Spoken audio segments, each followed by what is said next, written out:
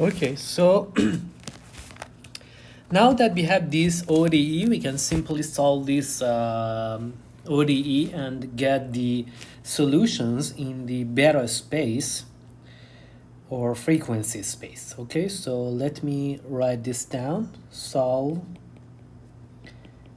this simple ordinary differential equation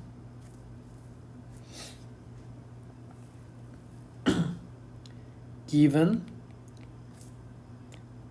fx or initial condition is 0.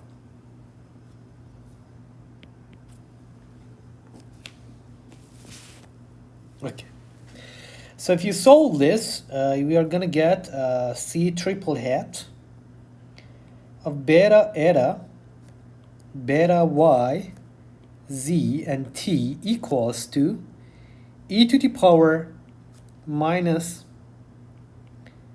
beta eta squared dx plus beta y dy plus beta z square dz multiplied by t.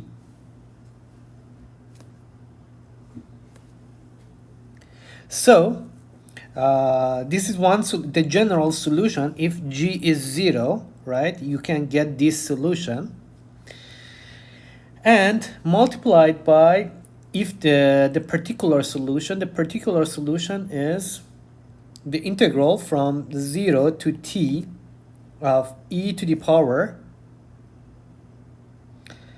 beta eta square dx plus beta y square dy plus beta z square dz t prime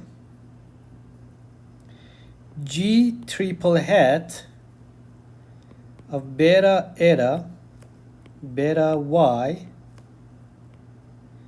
and beta z, and t prime dt prime.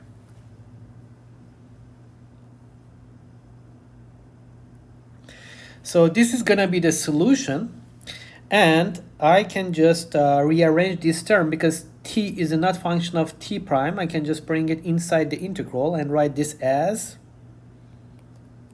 the integral from 0 to t of e to the power minus beta eta dx plus beta y squared dy. I factor this plus beta z square dz and t minus t prime g triple hat of beta eta, beta y, beta z, and t prime dt prime. Okay, so this is the solution in the solution in beta space or in the frequency space. Okay, so now we want the solution in the regular x space, right? We want the solution of this problem. So we have to take back this solution that we found in the beta space into the regular space. Okay, so the next step is take back the solution to the regular space, and we will do this by step by step. Okay, we go forward step by step to do this one. So the first thing is we do an inversion in the z direction. So z inversion.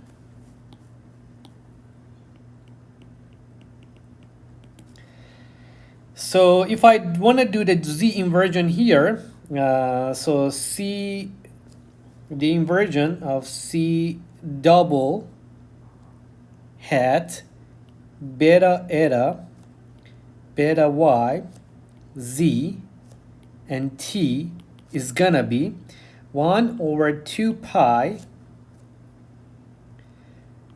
beta z from minus infinity to infinity of e to the power minus I beta z c triple hat beta eta beta y beta z and t d beta z. Okay, so this is the inversion formula for z direction. Okay, so let me now put this into here, into the solution that we have. This is the solution, right? C triple hat. So let's put that here and let's see what we are gonna get. So we are gonna get 1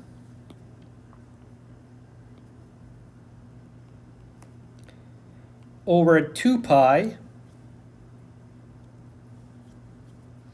the integral from 0 to t,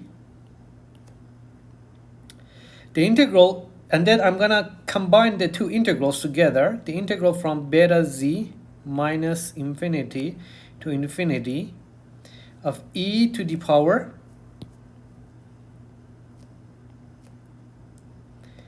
minus beta eta square dx plus beta y square dy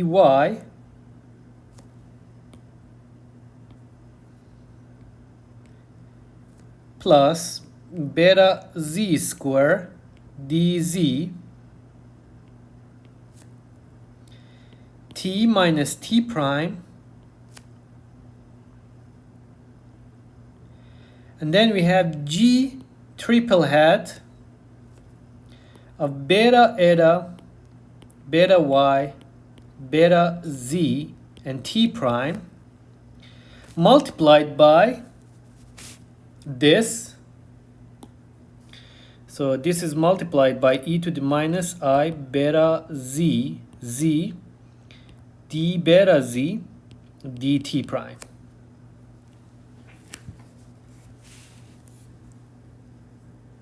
Right? So now I want to use the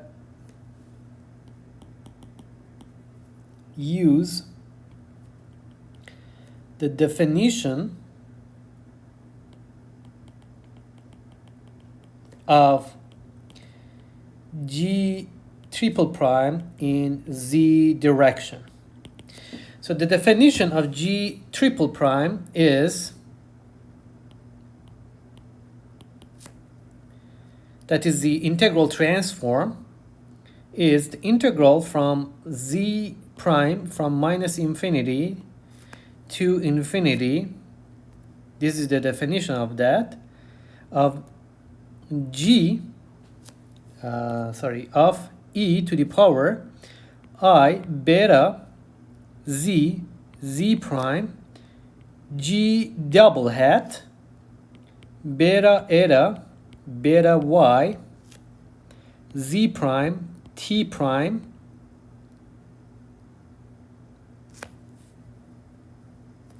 t, just t, and d beta z, right?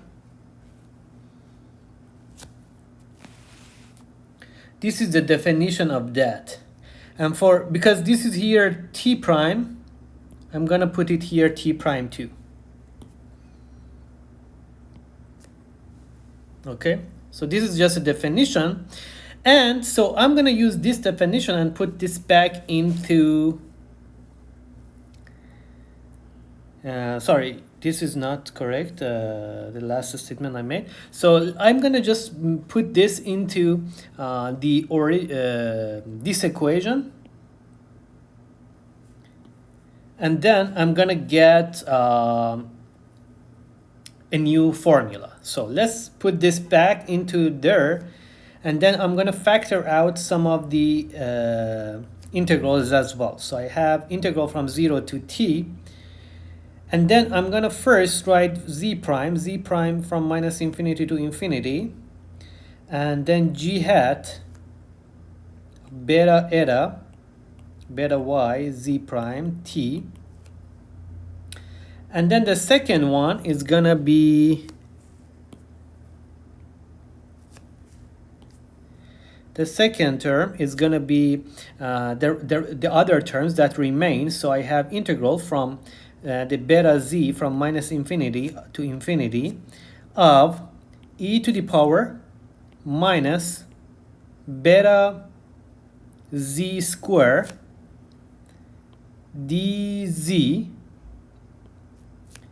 So I just bring the first term, which is the z1 here, t minus t prime, minus I beta z, z minus z prime. So where does this term come from? This term comes from here and here. So these two. If you combine these two, you will get this term multiplied by d beta z, and then dz prime multiplied by the remaining terms, which are e to the power minus beta eta square dx plus beta y square dy t minus t prime dt prime. Okay, so this is the expansion of that integral, and then we are going to use the integral formula that we discussed before, and that is 1 over 2 pi times integral from minus infinity to infinity to e to the power minus alpha beta squared t minus I beta x d beta is gonna be e to the power minus x squared over 4 alpha t over 2 square root of pi alpha t. Okay, so I'm just gonna use that for this term. So let me write this down for just this term. If you just write it for that term, you're gonna get this form. So it's gonna be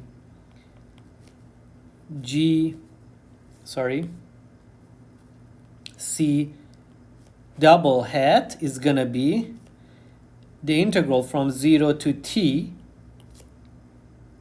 of 1 over 2 square root of pi dz t to t minus t prime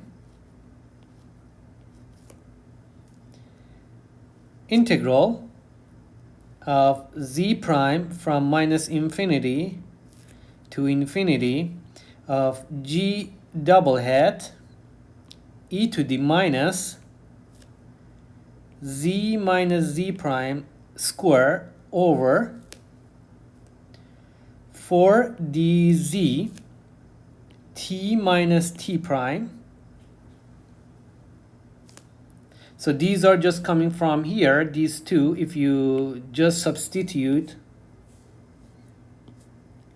alpha with dz and t with,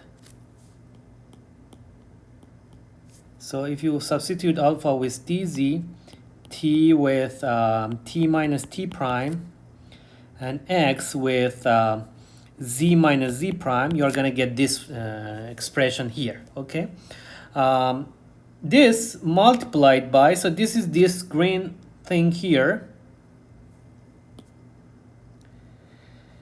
multiplied by the remaining stuff, which is e to the minus beta eta squared dx plus beta y squared dy times t minus t prime dt prime.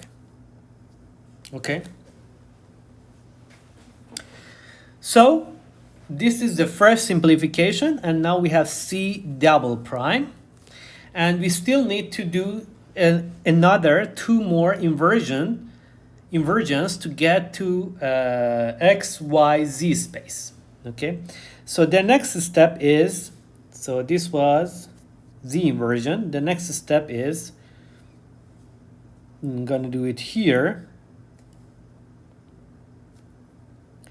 y inversion. So y inversion states c hat of beta eta y zt equals to 1 over 2 pi, the integral from minus infinity to infinity, e to the minus I beta y, and g hat beta eta beta y z t d beta y. Okay, so now this is the inversion formula for that, and if we do a very similar procedure, so I'm not gonna do it again, so we are gonna get similarly, we are gonna get this formula that I'm gonna write. So we are gonna get, so we have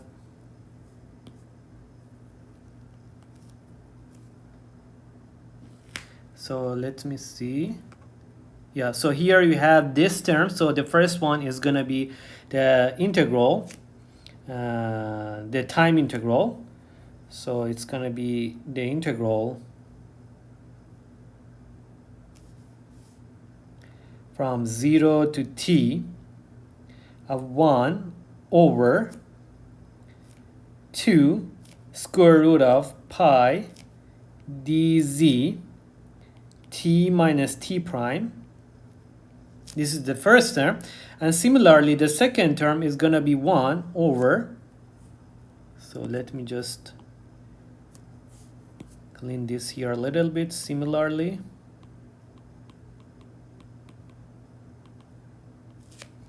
one over 2 square root of pi.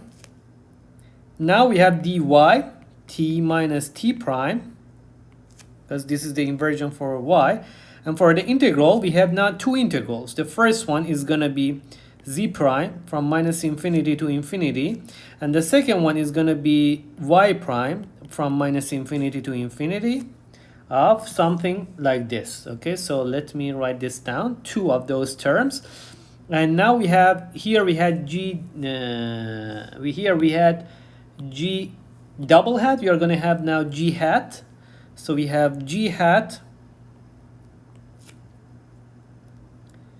e to the minus y prime square over 4 dy t minus t prime multiplied by e to the power minus z prime square over 4 dz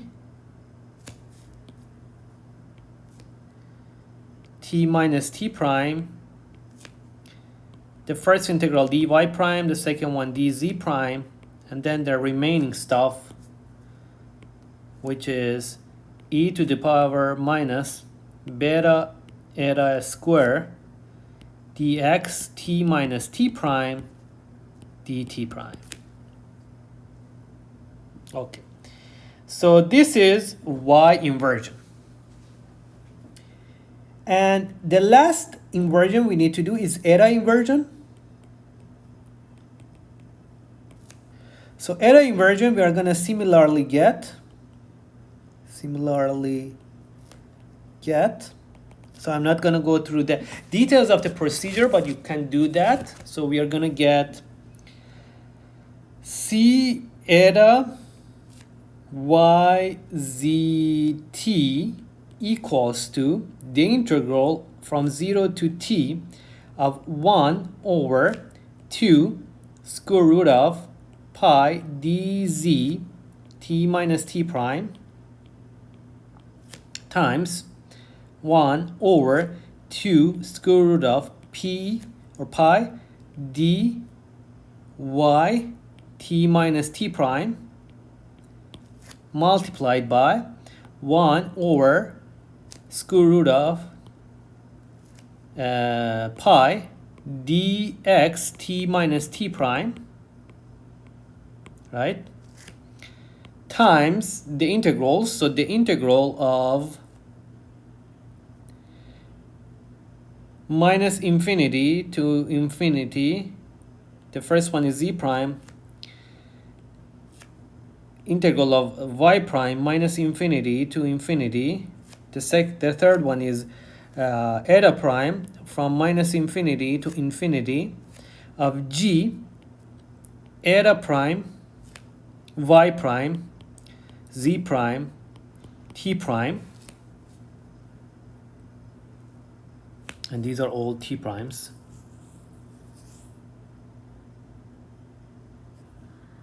Yes. Okay, so t prime multiplied by the rest of the terms, which are e to the minus eta minus eta prime square over 4 d eta t minus t prime minus y minus y prime square over 4 dy t minus t prime minus z minus z prime square over 4 dz t minus t prime d eta prime dy prime dz prime. Okay, so this is the final solution, but I want to use the other information we have, and that is the source function g is this. Okay, so I'm going to use that definition for the source function, and let me add one more page. So g of eta prime y prime z prime t prime equals to m delta eta prime minus eta 0 or not delta y prime minus y 0 delta z prime minus z 0 delta t prime minus t 0, right?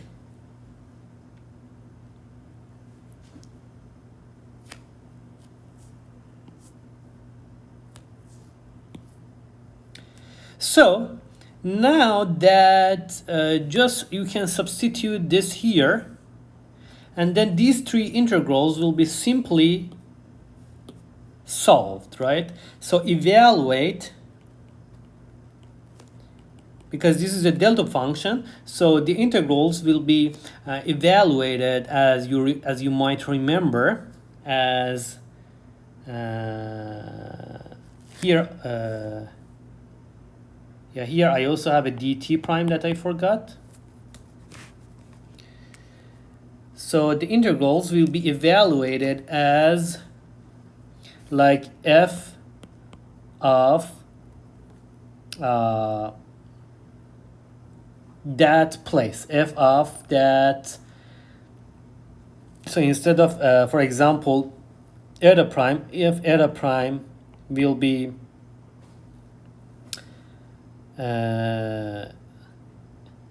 because this is a delta function, right? So instead of eta prime, I have to write like f at the function evaluated at eta 0, y 0, z 0, and t 0, right? So this will be the evaluation. So evaluate the integrals using the definition of the delta function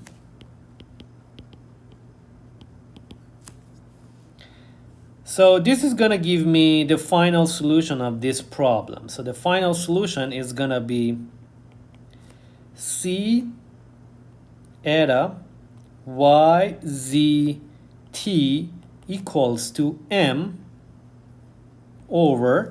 So I'm gonna combine all of these and I'm gonna have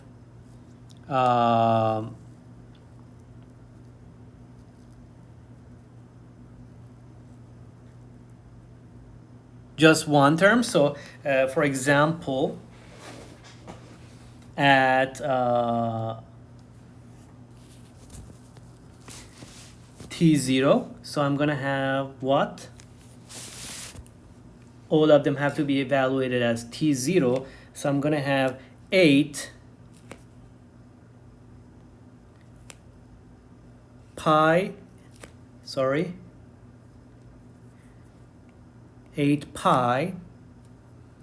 t minus t prime, right? Yes, to the power 3/2 t minus because we have evaluated that at t naught, so this should be t naught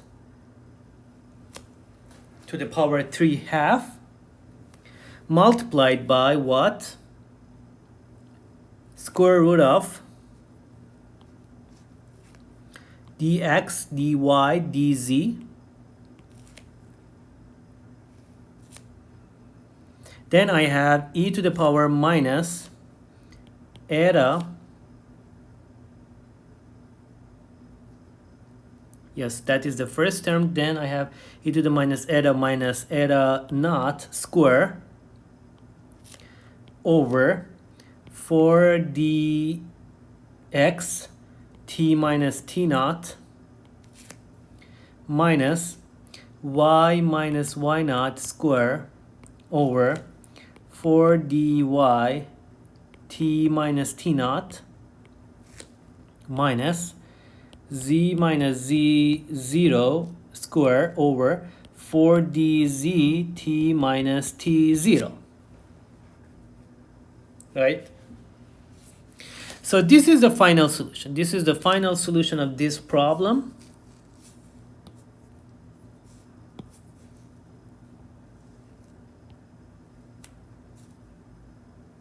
Okay,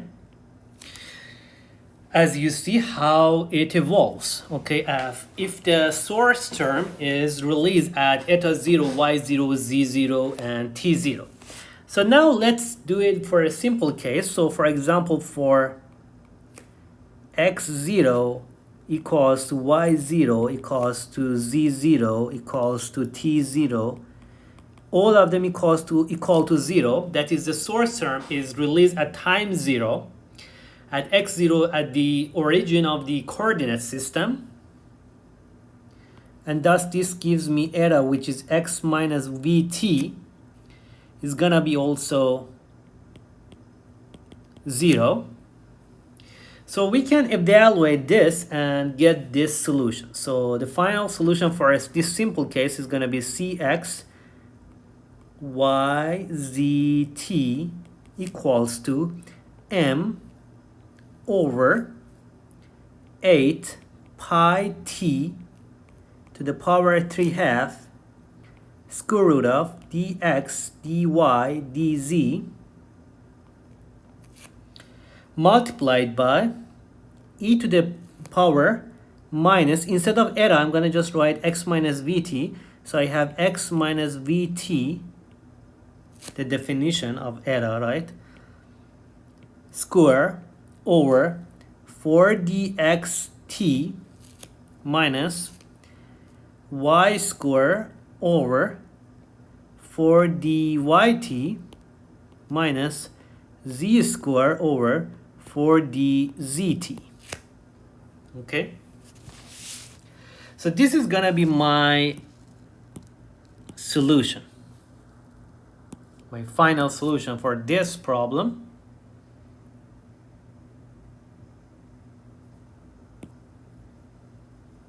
And so this is solved. Okay, so this is how you approach multiple dimensions in complex Fourier transforms. So before I finish the lecture, I want to just give you some insights into these scalar transport equations, or these tracer transport equations. So as you see, the maximum concentration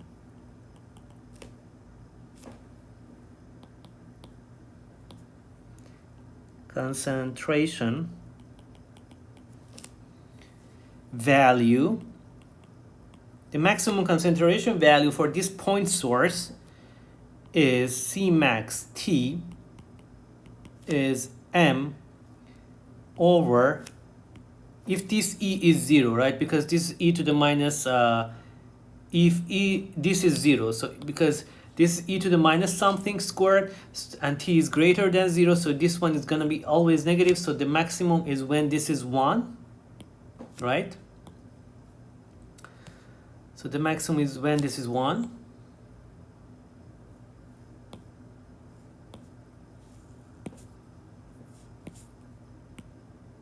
This is 1. So it's going to be 8 pi t 3/2 square root of dx dy dz. So an interesting trend that you can see here is for a three-dimensional flow. So for a three-dimensional space or flow, C max varies as 1 over t to the power 3/2. For two-dimensional flow, C max, if you will solve that, you will see it varies as 1 over t. And for one-dimensional flow, which we solved last time, as you remember, C max varied as 1 over square root of t. Right? So this is very important, interesting point that we found, that these dimensions just gonna change the time dependency of the maximum concentration, right? As your dimensions increase, like you have 3 dimensions, the flow is gonna decrease faster in time, and that is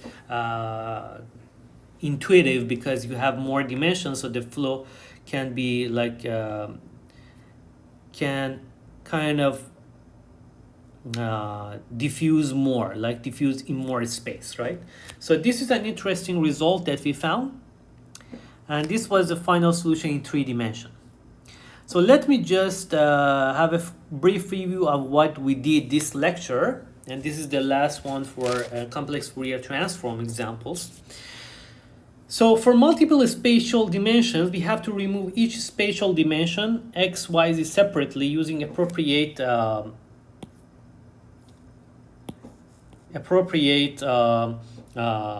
integral transforms, okay? So we solved an example here where we consider this instantaneous slug release as a point source and a steady state uniform flow moving in the x direction, right? And this was this equation for the transport equation for that tracer, and the right hand side is the source term, which is released at x0, y0, z0, and t0. Okay, it's not necessarily at time 0. So the initial location, this is the initial location of the point source in space, and these are the boundary condition, and this is the initial condition of the flow, which is 0. We don't have anything. So the approach that we take is to simplify the equation. We define, we take the terms into a characteristic coordinate, eta equals to x minus vt. And you can, if you had more kind of steady flows in other dimensions, you can also do it in other dimensions. And then we remove that term, and once we remove that term, we can then we can solve this equation and remove the advection term in the original equation, so we only have the diffusion terms in this characteristic coordinate system. And then we need to, because we need to remove these PDEs, these high order like derivatives, what we do is we do a complex Fourier transform in eta, which is this, and then the equation becomes this equation. So now one of the terms, which is this term, is simplified, has been converted to multiplication. So we converted that from a differentiation to a multiplication in the beta eta space. And then we do the similar trick to remove these two derivatives in y and z direction. But so the second one is going to be do the complex Fourier transform in y direction, and this is the definition of that. And so the equation reduces to this, and when we do the complex Fourier transform in the z direction, the final equation that we reach is this equation. So we have converted the partial differential equation into this ordinary differential equation that we can now simply solve that in the beta space, in the frequency space. Okay, so we solve this ODE given this initial condition, which is 0. And what we get is this equation. So this is the solution of this ODE given the source term on the right hand side, which is the kind of the particular solution of this ODE. And so this is going to be the final the solution in the beta space for this problem. And now we want to take back this solution into the regular space, because that was what we really wanted. So we do the inversion formulas. First we do Z inversion, and then the other ones. So in the Z inversion, as you can see, the only thing that we are going to use is first a definition of G in Z direction. I'm just going to put that into my equation here. And then I'm going to use the integral formula, which is shown here, and we introduced before. And what we are going to get is this C double hat, which is going to have this solution when we just take the Z inversion. So we take the Y inversion similarly. We do take the Y inversion similarly, and we are going to get this equation. And once we do the last one, which is the error inversion, we will get this equation. Okay, so this is the inverse formula that we use to get those equations, okay, into the regular space, the solution that we had into the regular space. And then we use the definition of G, which was the source term that we had, and evaluate the integrals using the definition of the delta function, and this is what we get finally.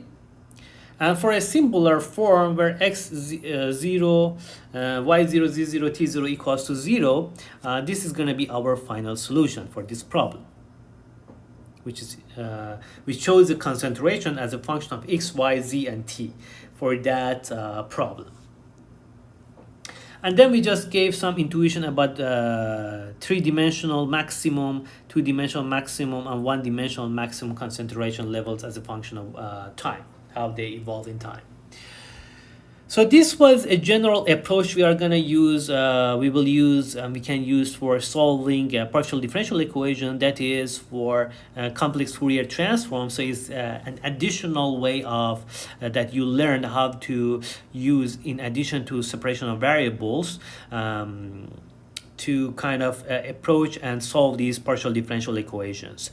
It's a very powerful approach, especially when you have spatial derivatives that are hard to solve, and when you have an infinite domain, like and specifically when you have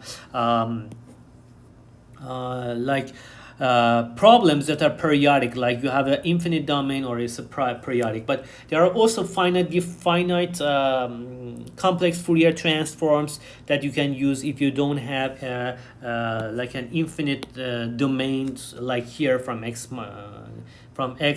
like from minus infinity to infinity, y from minus infinity to the infinity, or z from minus infinity to the infinity.